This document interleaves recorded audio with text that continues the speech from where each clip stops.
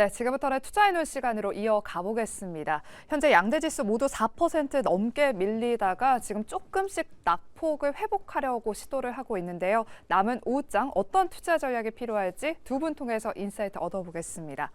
네, 오늘은 위즈웨이브 이건희 대표, IS앳 김태성 본부장 두 분과 함께하겠습니다. 어서 오세요. 네, 안녕하세요. 안녕하세요. 네, 먼저 오늘 우리 지수 긴급 진단부터 해보겠습니다. 장중에 하락 출발했던 국내 증시가 오전장 한때 잠시 말아올리려는 시도를 보였다가 다시금 지금 낙폭을 키우며 4% 넘게 밀리면서 코스피 지수가 장중에 5,000선을 깨기도 했습니다. 하지만 현재는 조금씩 낙폭을 회복하려는 모습을 보이고 있는데요. 그동안 단기간에 너무 많이 올라와서 과열권 영향에 들어선 탓일 수도 있지만 지난 주말 트럼프 대통령이 차기 연준 의장으로 케빈 워시를 지명하면서 글로벌 증시의 변동성을 키우고 있습니다. 기존 후보로 거론됐던 사람들에 비해서 매파적인 성향이 강하다라는 분석이 나오면서 금과 은, 여기에다가 비트코인 등 가상자산까지 모든 자산 가격의 변동성을 키우고 있는데요. 먼저 이건희 대표님. 아직 뭔가를 한 것도 아니고 이제 막 지명을 했을 뿐인데 시장이 이렇게까지 흔들릴 일인가 싶기도 한데요. 하나의 명분이 필요했나 싶기도 합니다. 케빈 워시 연준 의장의 지명 영향 때문인지 오늘 시장의 급락세 어떻게 분석하고 계실까요? 단기 차익 실현의 명분 정도로 생각하시면 될 것 같고요. 오늘 이제 이렇게 빠지는데 마이너스 한 5%까지 지수가 밀리다가 이제 많이 반등을 좀 주고 있는데 일단 우리가 상식적으로 생각해 보면 지금 위기가 온 게 있나요? 없죠. 전혀 없습니다. 근데 이제 이렇게 깬다는 거는 그냥 수급적으로 밀고 있다. 한번 8, 90불짜리에서 이제 케빈 워시를 매파적이다라는 이유로 한번 좀 차익 실현 매물을 주는 것 같고, 금, 은 가격 하락 가지고 이제 뭐라 하시는 분들이 있는데, 원래 은 가격은 변동성이 높기로 유명한 자산입니다. 우리보다도 더 변동성이 크고, 그래서 이제 8시 뉴스에 은괴를 사러 가신 분들이 많다 이런 얘기 나올 때 꼭지가 왔구나 이랬더니 여지없이 한 30몇 %씩 빠져버리죠. 그러니까 한 달 원래는 올린 거를 이제 하루에 다 빼는 그런 모습이 나오는데 그 정도로 이제 어떻게 보면 원자재 시장은 굉장히 무섭습니다. 이제 개인들이 투자하기에는 힘든 시장인데 일부 분들이 너무 지금 과하게 들어갔던 부분들이 좀 해소되는 부분인 것 같고요. 코스피도 마찬가지인 게 5,200까지 거의 쉬지 않고 달렸기 때문에 한 번 정도 5,000포인트의 조정, 5,000 기술적으로 한 5,200 근처 가면 한번 늘릴 자리다라고 다들 이제 기술적 분석도 나왔던 자리이기 때문에 조정받을 자리에서 조정이 좀 나왔다라고 보시면 될 것 같습니다. 그래서 케빈 워시가 매파적이냐 아니냐 갑론을박이 있고, 이분이 옛날에 이제 양적 완화도 반대하고 이랬던 이력이 있기 때문에 그런 것도 있는데 약간 좀 기존의 연준위원들, 이분도 연준위원 출신이니까 좀 이것 때문에 이제 그분의 이력이라든지 그분이 했던 발언, 저서 이런 것들로 가지고 지금 판단을 하고 있는 건데, 저는 매파적이라는 해석은 아직 과도하다. 이 사람 아직 연준 의장 되려면 멀었습니다. 예, 좀 지켜봐야 될 것 같고요. 케빈 워시를 임명한 이유는 그냥 트럼프의 지인의 사위여서 임명한 거라고 보시면 돼요.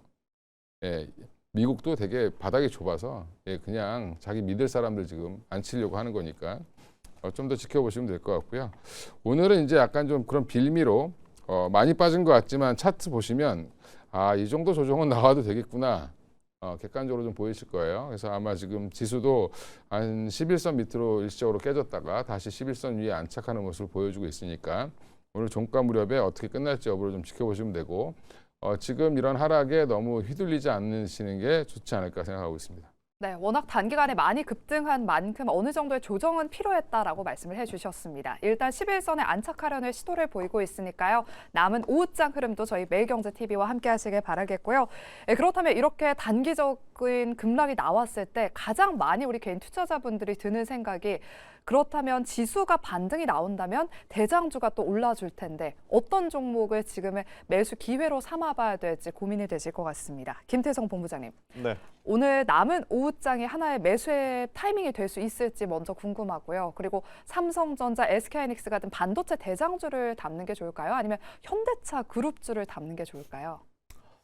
굉장히 어려운 질문인데 일단 타이밍은 꼭 굳이 오늘이 아니더라도 저는 괜찮다라는 생각을 합니다. 만약 조정을 이용해서 매수를 해야 된다면 이번 주 수요일, 목요일까지 한번 기다려보는 것이 어떻겠는가라는 생각이 들어요. 그런데 나는 그때까지 기다리지 못하겠다, 지금이 저점일 것 같다, 그래서 사야 된다라고 하면 굳이 순위를 따졌을 때는 여전히 저는 반도체를 조금 우위에 두고 싶다라는 이야기를 드리고 싶습니다.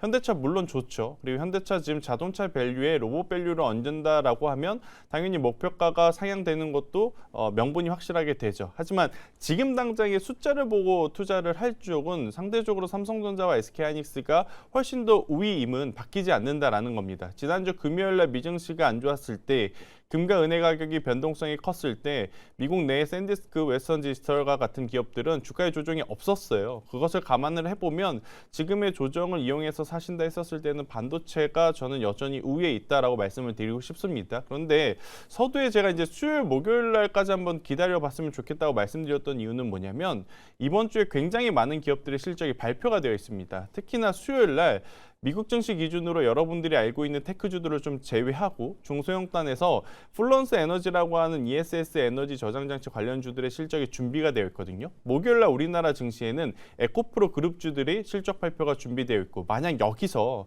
최근에 탄산리튬 가격이 오르면서 그들의 재고자산 가치가 높아서 실적이 잘 나오게 된다면 오히려 코스닥 쪽으로, 상대적으로 코스피가 올라왔을 때 덜 오른 코스닥 쪽으로 수급 쏠림 현상도 나타날 가능성이 저는 있다고 보는 투자자의 관점으로 말씀을 드리는 겁니다. 그렇게 되면 반도체도 물론 좋지만 그들은 가격 조정이 아니라 기간 조정이 조금 들어가 있는 그 가운데 2차 전지주들이 오랜만에 정말 또 강한 모습을 보일 가능성도 좀 열어두고 봐야 돼서, 만약 조정을 이용해서 반도체를 담아야 된다면 지금도 괜찮지만 여유가 되신다면 저는 수요일, 목요일까지 한번 보시고, 그때도 2차 전지가 좋은 숫자를 보내지 못한다면 숫자 좋은 반도체 쪽으로 수급 쏠림 현상이 나타날 가능성이 높거든요.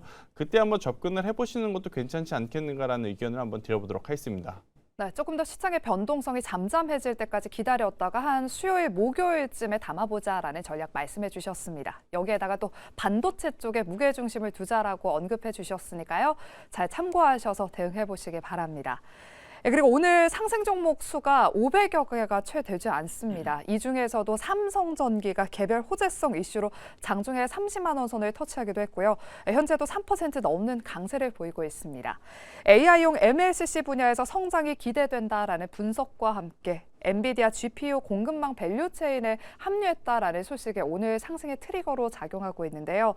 연산량이 늘어날수록 전력 소모도 커지면서 이때 흔들리는 전압을 잡아주는 MLCC가 핵심입니다. 이건희 대표님, 오늘같이 시장 전반적으로 분위기가 좋지 않음에도 불구하고 삼성전기는 빨간불을 켜고 있습니다. 우상향 지속될 수 있을지 삼성전기에 대해서는 어떻게 보고 계실까요? 일단 지금 삼성전기는 이제 외국인들이 주로 사고 있고 이제 기관들은 계속 지금 차익 실현을 하고 있는 중인데, 일단 엔비디아용 이제 AI용 MLCC 모멘텀도 있고, 거기에 지금 엔비디아에다가 지금 MV 링크 관련돼서 FCBGA라는 기판을 납품한다라는 게 이제 좀 부각이 된 걸로 보이는데, 이런 날 3% 오른다라는 거는 3% 이상 오른다라는 거는 거의 뭐 한 6, 7% 오른 거랑 똑같은 그런 느낌이죠. 그러니까 이렇게 좋은 호재가 나온 종목을 굳이 나쁘다고 얘기할 필요는 없는 것 같고, 향후에 이제 이게 이 기대감이 얼마나 빨리 반영될 수 있느냐. 지금 이제 이게 이제 삼성전기 같은 경우도 보면 12개월 포워드 PER은 한 20배까지 올라와 있어요. 20배 정도까지 올라와 있다라는 거, 이거를 이제 이수페타시처럼 30배 이상으로 줄 수 있는지 여부, 이제 이런 것들은 이제 밸류가 어떻게 더 올릴 수 있느냐. 당장 실적은 뭐 기하급수적으로 늘어나기 어렵습니다. 그러니까 꾸준히 우상향하겠지만 결국에는 그러면 밸류를 얼마나 지금 빨리 줄 거냐, 뭐 이런 부분들이 아마 좀 남아 있는 숙제인 것 같고요. 기관 외국인들의 동반 순매수가 나오는 시점이 아마 단기적으로는 고점이 좀 나올 가능성이 있지 않을까 생각하고 있고, 그러니까 지금은 뭐 들고 계신 분들은 들고 계시고 없는 분들도 뭐 한 번쯤 도전해봐도 괜찮은 자리인 것 같다, 이렇게 말씀드리겠습니다. 네, 앞으로 삼성전기도 눈여겨보시기 바라겠습니다. 다음은 코스닥도 긴급 진단을 한번 해보겠습니다. 시간이 지나면서 조금씩 낙폭을 회복하려는 모습을 보이면서 다행히 1110선은 잘 지켜주고 있는 모습인데요. 오전까지 분위기가 좋았던 2차 전지 로봇주들도 지금은 대부분 다 하락 전환했습니다.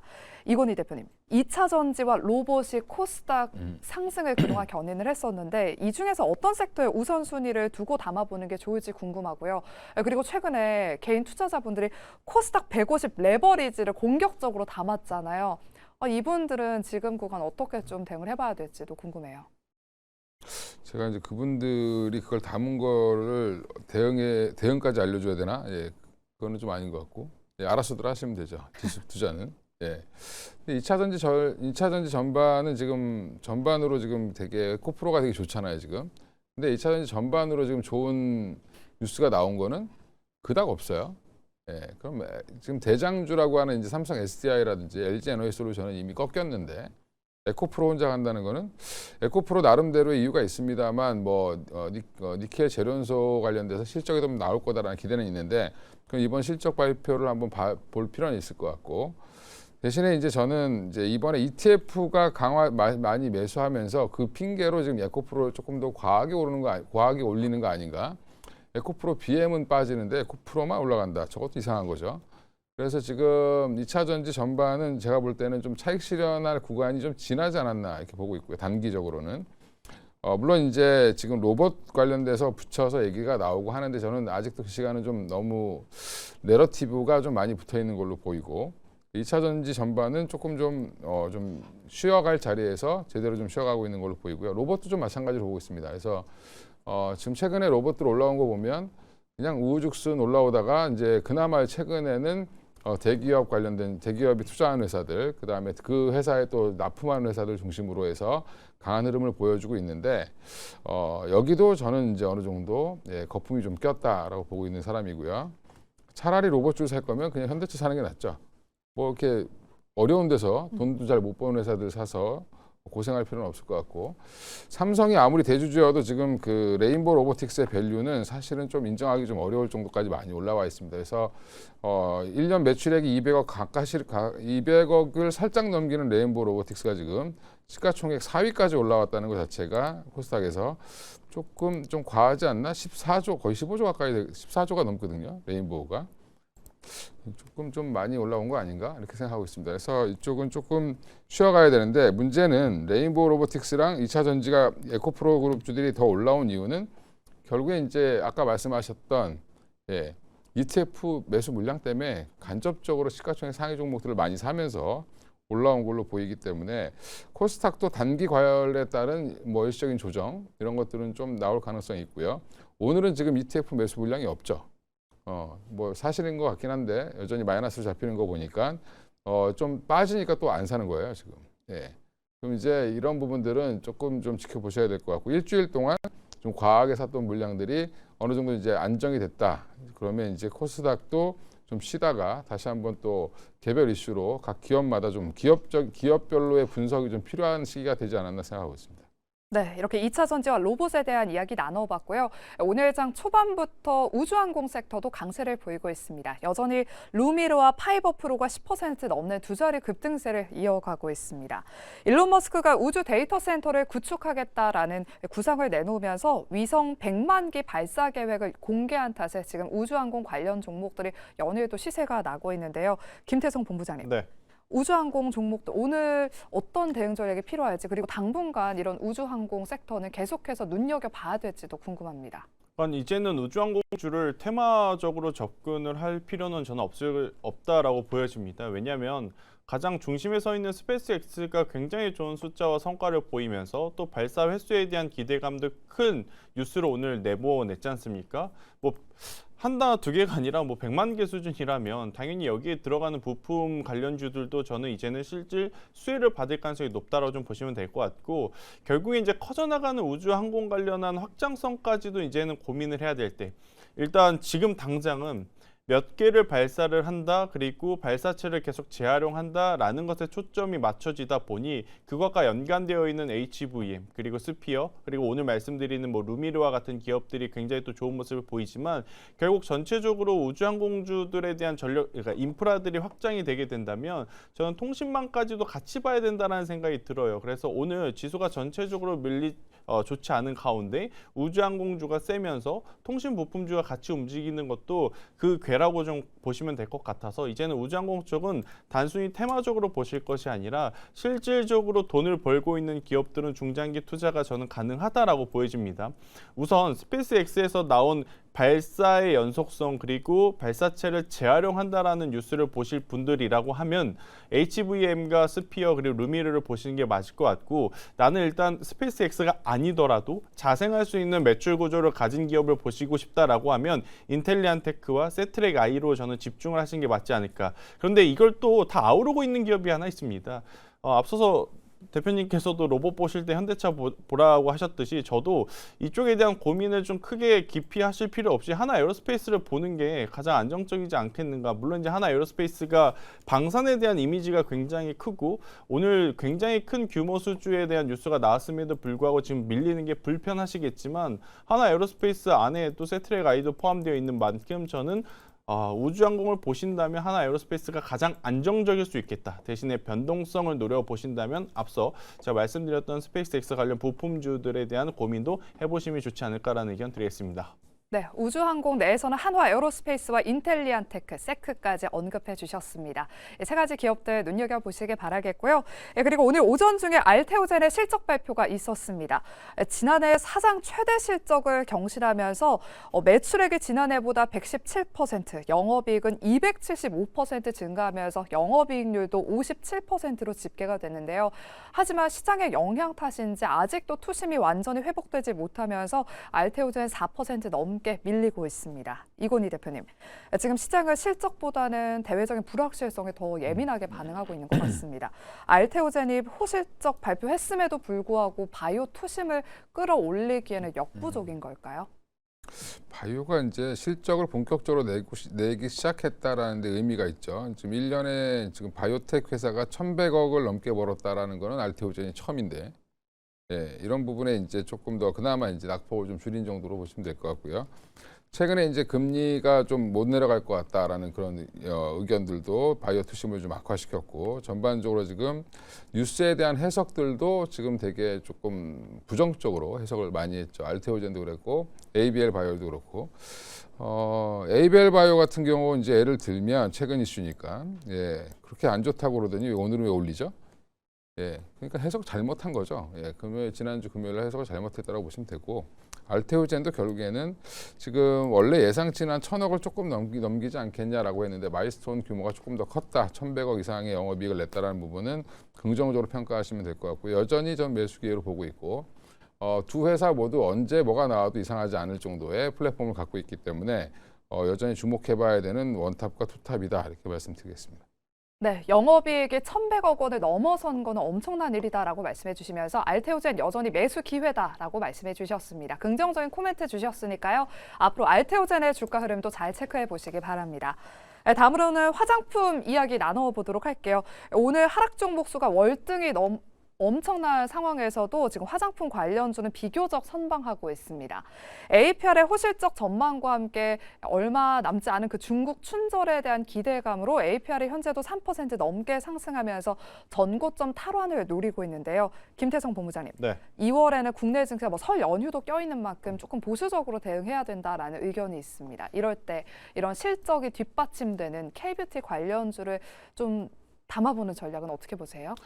이게 타이밍에 대한 고민이 되는 거죠. 오늘 지수가 안 좋은데 화장품주들이 강하다? 반대로 만약 지수가 굉장히 빠르게 회복을 한다면 오늘 강했던 화장품주들이 그 지수 영향을 받아서 더 추가적인 상승을 할까? 아니면 오늘과 내일 조금 쉰다라고 하는 반도체 IT라든지 자동차주들이 반등이 좀 강할까 고민을 해보면 저는 화장품주들의 추가적인 연속성보다는 오히려 오늘 좀 쉬어가고 있는 종목군들에 대한 반등세가 더 강하게 나오지 않겠는가라는 생각이 들어요. 그래서 지수가 약하니까 약간의 조금 이제 회피 물량들이 화장품주들 쪽으로, 그러니까 춘절을 앞두고 있고 설 연휴를 앞두고 있어서 이 스토리는 만들 수는 있다고 보여지거든요. 그래서 일시적으로 좀 상승하지 않았는가라는 생각이 들어요. 더군다나 섹터 전체가, 물론 이제 섹터의 다수의 종목군들이 상승을 해주는 것이 오늘같이 지수 급락장에서는 굉장히 강하다라고 풀이될 수는 있지만, 일부 몇 종목군들을 제외하고 지금 화장품주들 같은 경우에는 지금 당장의 실적도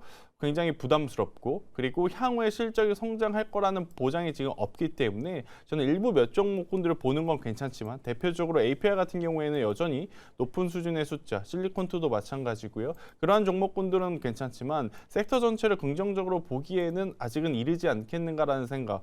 우리가 작년 2분기 때 한번 당했었죠. 화장품주들 좋다고 했었는데 굉장히 힘들었던 것을 기억해보자라는 의견 드려보도록 하겠습니다. 네, 그럼 마지막으로 지난 주말에 금과 은 가격이 급락하면서 원자재 시장도 지금 큰 변동성을 보이고 있습니다. 그중에서 고려아연이 장중에 지금 10% 넘게 여전히 급락하고 있는데요. 김태성 본부장님, 네. 그동안 뭐 금, 은, 뭐 구리까지 원자재 에브리띵 랠리 양상을 펼쳤습니다. 원자재 시장에 대해서 의견 어떻게 보실까요? 지난주 금요일 날 하락에 너무 큰 의미 부여를 하실 필요는 없을 것 같아요. 앞서 이제 서두에도 대표님께서 한번 간략하게 이야기를 드렸죠. 은혜 시세는 원래 변동성이 컸고 금 시장과 비교해서 10분의 1밖에 규모가 안 됩니다. 그러니까 대형주와 소형주의 차이라고 좀 보시면 될 것 같고요. 저는 일단 금과 은이 이렇게 됐다 그래서 구리까지 확장해서 해석하는 것은 너무 이르다. 여전히 조정은 기회로 보시는 게 맞지 않겠는가라는 의견 드려보도록 하겠습니다. 네, 그럼 마지막으로 두 분의 탑픽주 공개해 보겠습니다. 은행주에 대해서 안 그래도 의견이 궁금했는데 우리 이건희 대표님의 오늘 탑픽주가 은행주더라고요. 어떤 종목 말씀해 주실까요? 예, 하나금융지주 갖고 나왔고요. 이제 일단 지금 뭐 상법 개정안 이슈가 좀 그렇지만 사실은 이제 자사주 매입 소각 가능성도 증가할 거고, 하나금융지주가 이제 예뻐 보이는 건 그냥 KB금융보다 싸다. 너무 저평가되어 있다. 이런 부분들을 해소하지 않을까, 이렇게 간단히 투자 의견 말씀드리겠습니다. 네, 하나금융지주였고요. 이어서 김태성 본부장님의 탑픽주도 바로 공개해 볼게요. 네, 저는 대우건설 지금 위치 한번 이용해보자라고 좀 말씀드리고 싶습니다. 결국엔 반도체는 꺾이지 않을 가능성이 높다고 보고 있고, 여기에 전력 인프라 그리고 원전은 계속 관심을 가져야 되는 상황. 현 구간에서 4,300원 이탈하지 않는다면 저는 충분히 1월 달에 고점을 다시 한번 넘어갈 가능성이 높다고 설명드리겠습니다. 네, 오늘의 탑픽주 하나금융지주와 대우건설이었습니다. 남은 오후장 눈여겨보시길 바라겠고요. 이렇게 저희가 준비한 순서는 여기까지입니다. 남은 오후장도 매일경제TV와 함께 하시길 바라면서 저희는 내일 더 알찬 인사이트 가지고 돌아오도록 할게요. 오늘도 끝까지 함께 해주신 여러분 고맙습니다.